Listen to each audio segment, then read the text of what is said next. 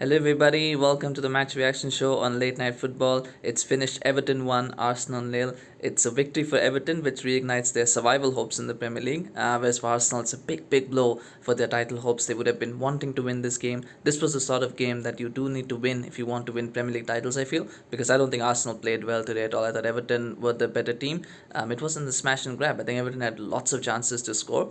And so these are the sort of games sometimes, when the opposition misses your chances, you kind of go and you nick one in, you get a goal, and you pick up the 3 points. That's what defines champions. I think Arsenal will be disappointed with the fact that they didn't get the win today because of that. But right from the word go, I mean, there were a lot of set pieces that Arsenal was struggling with, even in the first half. There were quite a couple that Onana maybe could have done something with.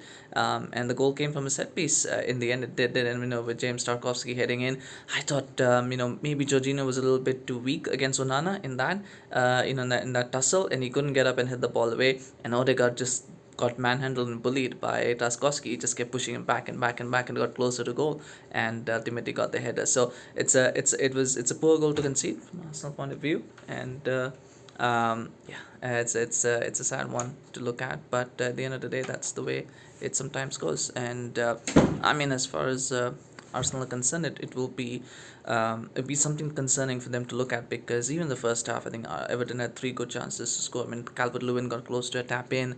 Doucoure missed a free header that he probably should have done better with, as well as Calvert-Lewin had a decent chance of a head. So it was a problem, and I do think Odegaard didn't have a great game today. He didn't, and neither did. And it was surprising that Partey came off for Jorginho. By the way, the goal comes after Partey comes off for Jorginho. Make of that what you will. I'm not trying to be a conspiracy theorist or anything here, but imagine that what happened. I don't think Jorginho offered a lot when he came on. I don't think Trossard offered a lot when he came on either. Not that Martinelli was having a great game. So there are a few things that may be an issue for Arsenal as well, because they don't have a lot of squad depth, and if the subs are not performing, when they come on, then it is something of an issue. And the fact that they didn't create a lot of chances. I mean, even despite the goal, I don't think Arsenal created a lot. There was that one effort that I think Pickford saved, and I think there was a Saka shot which was saved off the line by Coady. Aside from that, there wasn't a lot that Arsenal created in this game. So that will be a concern as well. Again, like I say always, it's one thing to lose a game. You can always lose a game where the opposition nicks a goal, where things don't go right for you. But I think today Everton deserved the win. They deserved the 1-0.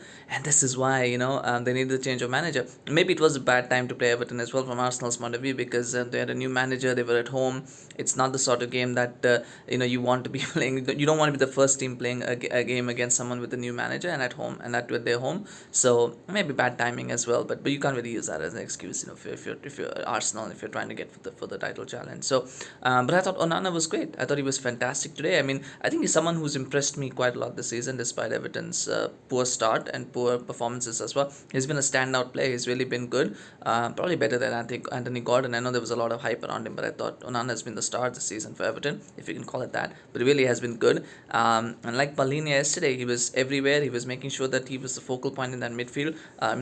Setting setting the standard, making sure that everybody was sort of understanding their roles. I thought Gueye and Doucoure kind of complemented him well, but I think he was that sort of focal point, that sort of rock in midfield that he is, and he was not just defending, but also he was winning the ball and going and initiating counter attacks as well. So I was very impressed with this game, and that's something there as well. And maybe he's someone who could be a catalyst for this team now. If he can have that right support, I think he's someone who could definitely help Everton out in the survival hopes. There's 3 points that they needed. Everton needed these 3 points, and let's see what happens. I mean, it's gonna be interesting to see how that relegation battle now develops, because Dyche is someone who is a master of relegation battles and doing that, and you could see today the way that the team set up, the way that they were playing.